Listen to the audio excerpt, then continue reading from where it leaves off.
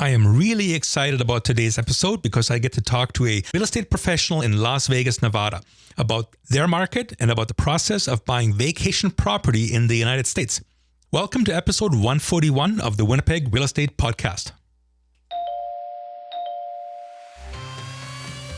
You're listening to the Bo Knows Real Estate Podcast. Tips and advice for home buyers, sellers, and owners with award-winning RE/MAX agent, Bo Kaufman. Like I said, I'm really excited about today's episode. Welcome, everybody. Thank you for spending the time to listen to this. In a little while, we're going to have a phone call with Debbie Drummond, who is a luxury home specialist in Las Vegas, Nevada. I'm going to ask her a number of questions that have been burning on my mind. What's their market like? Can you really get a $25,000 property down in the States and spend our winter vacations? Of course, once COVID is over. But before we get there, let's take a look at the current Winnipeg real estate market. Last year, this time, we had 1,610 houses available in Winnipeg, and this morning, we are short of 900. Condos, similar picture, not as drastic. Last year, we had 641 available, and this morning, 550. And all the while, the buyer action, the buyer activity is actually hotter than last year. There are more buyers buying than last year's same time. So you can see what that means is fewer homes on the market, but more buyer activity. That's driving prices and bidding wars through the roof. And this week on our blog, one of the latest articles is perfect for your cell phone reading. It's in a story format, so it plays really well on vertical screens. And it's 11 insider tips to help sell your home fast. Give you an example. I'm not going to go through them all here, but a top couple of tips are make it easy for buyers to see your house. Don't throw up a bunch of roadblocks if you can avoid it. Don't limit showing hours to, let's say, a 2-hour window each day or say no showings after 5 o'clock. Have a short showing window of, let's say, 4 or 5 days, but then open it up the house as much as possible. Because of COVID, in my most recent listings, I've even advised people, if they can, to vacate the house for those 5 days. Because it's a lot of in and out, and every time you come back into your house, your buyers have just left. Now you're going to be wondering, what, if anything, did they touch? Yes, there are precautions in place. Yes, we can tell buyers to sanitize their hands and wear masks. However, it's still nerve-wracking to come back into your house and wondering whether they actually did all those things. So if you can, make the house easy to see for buyers. That was one tip. The other one is pick the right agent. In Winnipeg, we have 2,000 agents. That now includes some part-timers. I'm going to talk with Debbie Drummond later on. Las Vegas, which is roughly 3 times the size of Winnipeg, has 14,000 real estate agents. Now, a lot of them are part-timers. So their main income might be coming from bagging groceries at the local Piggly Wiggly, and then they take an odd listing here and there. Beware. I would say pick a professional. You're going to sell a house maybe 3-4 times in your lifetime. Get it done right. There's an old saying that says quality is rarely cheap and cheap things are rarely quality. So make sure you pick the right agent that's made this a full-time career, is a dedicated professional, and can answer all your questions and come to your aid if and when the time arises. A link to that article, that is the 11 insider tips on how to sell your home fast, is in the show notes below. You can also go to bonos.homes/stories, STORIES. That'll get you to that whole website where there's nothing but vertical stories that play easily on your cell phone. That's a really neat format. Check it out. And now I'd like to put a spotlight on a local business again. When you get a mortgage, a lender has to offer you the option of taking mortgage insurance. Now, that's really life insurance by another name. So when they do that, and like I said, they have to offer it to you, repeat after me. Thank you, but no thanks. Instead, I would advise you to get life insurance, which offers better coverage, has fewer hurdles, and is usually cheaper. We talk about this in episode 119 of this podcast. I spoke with my good friend Thomas Johnson of Cascade Financial about the benefits of life insurance over mortgage insurance. And the link to that episode is actually in the show notes below as well. So I'm here to recommend the services of my good friend Thomas Johnson, Cascade Financial. You can get a hold of him at 204-229-4405. He's located on Corden, right near Kenniston. I do not charge for these kind of shout outs, by the way. I don't sell spots here. I'm only recommending people that I've either worked with, have recommended, and have good feedback in the past. Thomas is one of these people that I would gladly send my mom to, or my sister, or as I just did, my niece. Thomas, I find, is very knowledgeable in the subject of life insurance as well as investments. So give him a call, Thomas Johnson, Cascade Financial. We'll be right back after this short announcement. Are you looking to buy a house or a condo in Winnipeg? Work with the agent who takes the time to explain the process to you, guiding you through every step. For service beyond the sale, book your home buying consultation with Bo Kaufman of RE/MAX Performance today. Bo knows real estate. And now to the main event, our phone call with award-winning real estate agent, Las Vegas luxury home pro, Debbie Drummond. Debbie and I have been following each other on Twitter for 10 years at least. We've never spoken in person. It's just been tweeting to and about each other.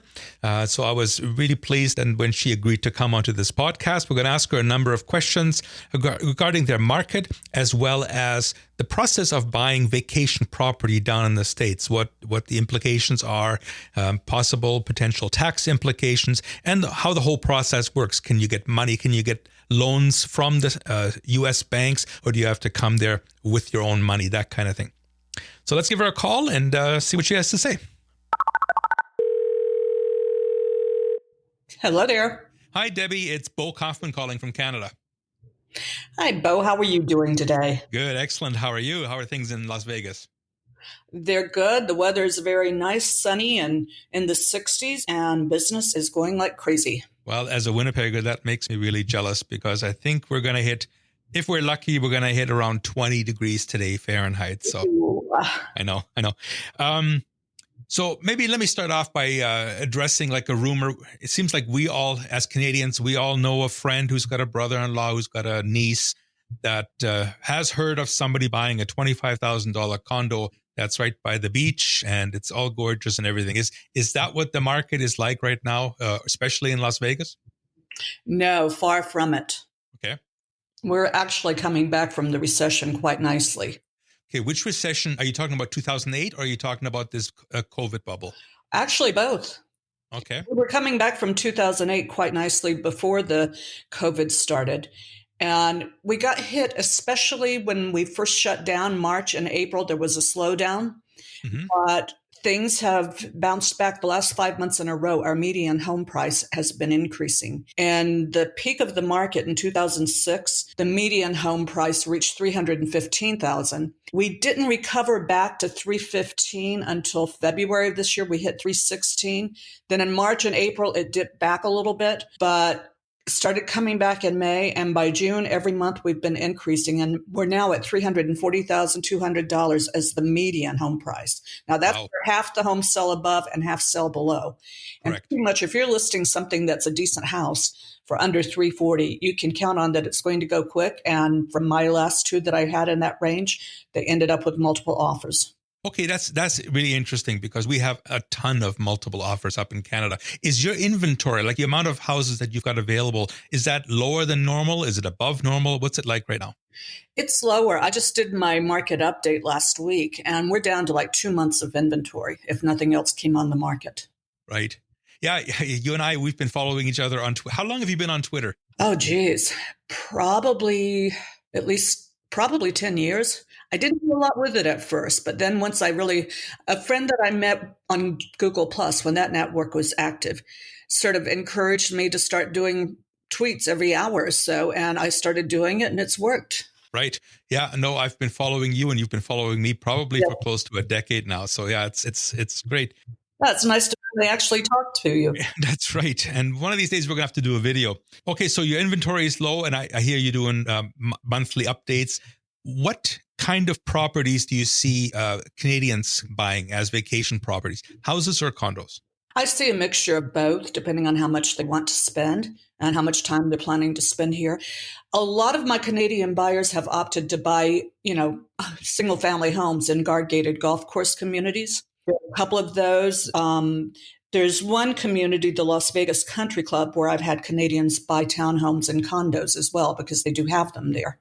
Can you give us an example of like what's 250 or 300,000? Let's say 300,000. What can you buy with that? 300,000, you can still get a pretty decent home. Actually, I looked at the Combs Roads Ranch is in the southwest part of town. It's a guard-gated golf course community.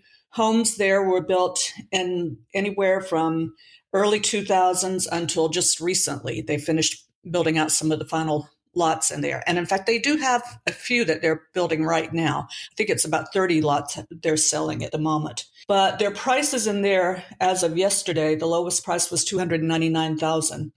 That was for a 1,650 square foot, 2-story single family home, 3 bedrooms, 3 baths, 2-car garage that was built in 2004. And you guys build without basements, right? You put them on a slab, concrete? Yeah, you very seldom find basements here because their soil is so hard to dig into. Okay. I think most people in the desert prefer to build up rather than down to take advantage of all the sunny days we have. You said before that you were getting into like multiple offers. How does that work? So you put a house on the market and let's say 2 days in or whatever, somebody comes with an offer. How do you manage to get multiple offers? Well, first of all, you have to price it right. Right. And I always do, a really good job of marketing. We get professional photos. I'm an amateur photographer, but I don't take my own. I agree. I totally agree with you. Yes. Yeah. And I hire a pro to do that. And especially with COVID, I'm doing the 3D interactive Matterport tours. Okay. So people can see it before they actually go see it. When you do that sort of thing and you price it right on the money, in this market, most likely you will get multiple offers. I've even seen it in the higher price ranges. I've had a couple that has been looking for a single story pool home and they want to be in Summerlin, which is our most popular area. They've had a couple that got outbid on, even though they're highly qualified. And they're not doing 100% cash, but they're putting down like half. And they're in the $700,000 to $800,000 price range and they're getting into multiple offers. Wow. Logistically, and this is really what I'm asking. Here's what we do in Winnipeg, and this might be completely different to you. I list a house tomorrow, and I say showing start. Let's say tomorrow's Tuesday, and I say showing start on Thursday, and offers next week Monday. So that means the first person in the door on Thursday, if they love it, they cannot make an offer. They all have to wait till next week Monday when they all come in with an offer. That's how we've done things in Winnipeg for the last 15 years plus. I see that occasionally here where somebody will put it into the market. We also have a new status we can put listings into that's called coming soon. Right. And a lot of agents will use that to announce the listing is coming before they have photos. So the agents can be on the lookout for their clients. You do it in that status coming soon. And then you have your first day of showing, say on a Thursday, and you let it be shown all weekend. And then you review the offers on Monday or Tuesday, whenever you pick. Okay. Good. You can put that into the MLS if that's what the seller wants to do. Okay. Yeah, good. So it's actually quite similar. So yeah. But in the lower price ranges, you pretty much know if you're in a low price range, if somebody sees a house they like, if it's under 300,000 or under, if they want it, they better make a move before they even see it, Now, you mentioned a couple of these are guarded gated. Yes. What kind of monthly fees are there in that kind of a home? Well, Rhodes Ranch, the one that I just mentioned, I believe is just over $200 a month. Usually for guard gated, you're looking at least $200 a month. There are a couple that aren't that much, that are more like $150, $160. But when you've got to man a guard gate 24. Yeah, that's why I was asking, because that's a costly feature to have, especially if it's like 24/7. I asked you a couple of weeks ago before we started this to look into what the tax implications are if somebody sells their house. Let's say somebody bought a house in 2012 in Las Vegas and now they want to sell it. They're Canadians. What kind of tax implications, as far as you know, are there? Well, actually, I haven't had too many of my Canadians sell their homes. Most of them have bought them and continued using them for years as a second home or an investment property. Sure. So it was an interesting question that you asked me. And I asked around and found a top CPA. His name is Randall S. Van Rieken. And he also used to own a real estate school. In fact, the guy who owns my office went to his real estate school in 1995. So he's experienced both with real estate and tax accounting. And he got back to me and he said, it's not just about being taxed and not subject to FERPTA. Those are two different things. Any Canadian who sells a property here is going to have 15% held in escrow until they do a tax return. It kind of guarantees that they will file one. And from what he tells me, I'm not going to go into all the details of his explanation, but he says that he has actually seen most of his clients get at least part, if not all of that 15% back over the years. Okay. So, and I also forwarded his email to you. So you've got it for your clients, and I've got it for any Canadians that I work with as well. Okay, that's awesome. And if you have a link to his website or something like this, I'll put it in the show notes below at the end of this. I will see if he's got a website and send it to you. From my perspective, so first of all, I had a friend who owned a condo down in Tucson, Arizona. So he looked into this, and much like what you just said, he had to register with the IRS, and they had to make sure that he didn't earn any money from his condo ownership. So, for example, he never rented it out. He never earned any income as a rental property. It was just his to live in for a number of years.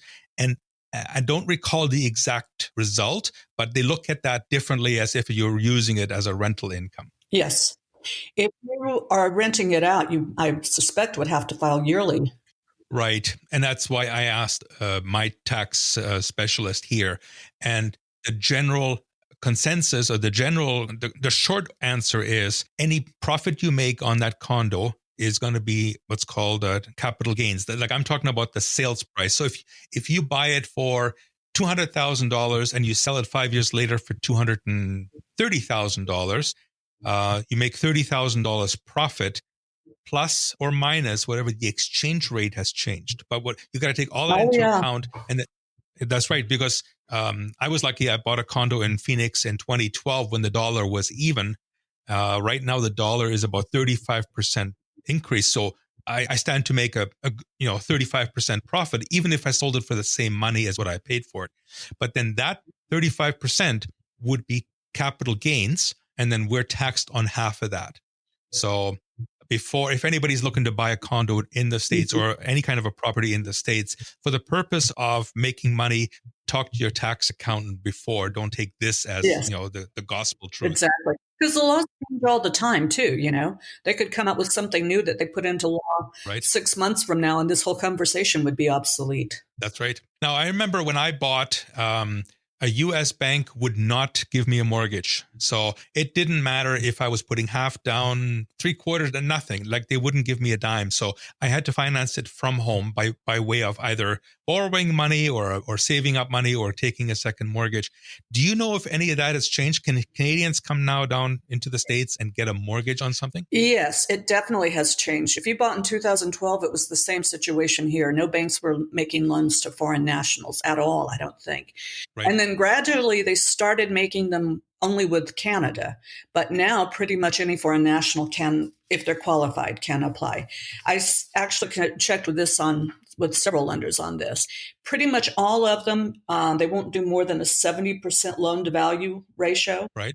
One of them even volunteered if they do a refi for a foreign national, it can't be more than 65% loan to value. Nick Helm over at Guild Mortgage actually got back to me with a breakdown, the 70%, and he said they have two different loan types. One of them is a full document loan, 70% maximum LTV, and they need 2 years of tax returns, pay stubs, etc. And they can structure the loan one of two ways. Option one, you pay higher fees and you get a lower rate. So for a 2% origination fee plus $1,310 or $1,310 in fees, your rate options would be a 3-1 ARM at 4.25%, a 5-1 ARM at 4.375%, a 7-1 ARM at 4.625%. Now, if you go with option two, you have to provide the same documentation, but you get lower fees and a higher rate. You only pay, instead of that 2% origination fee, you only pay $1,310 in fees. But your rate options there, a 3-1 ARM is 5%, 5-1 ARM is 5.125%, and a 7/1 ARM is 5.375%. They also do a minimum 60-day escrow due to the fact that you need to obtain an ITIN as part of the process. All right, good. Yeah, no, that is definitely good news to hear.